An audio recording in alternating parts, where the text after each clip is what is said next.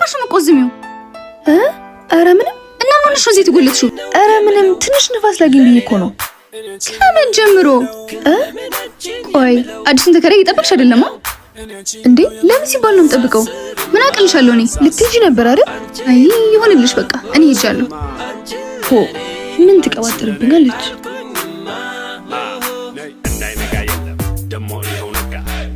አዲስ ጎረቤታችን አለው። እንዴት ነሽ?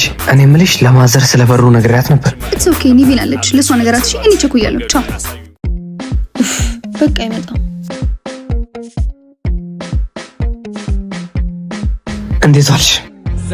አለሁልህ። እንዴት ነህ? አለው። ካልተሳሳትኩ ኒቨን ነው አይደለ ስምሽ? ኒቪን ነው፣ ግን እንደፈለግ ጥራው፣ ችግር የለውም።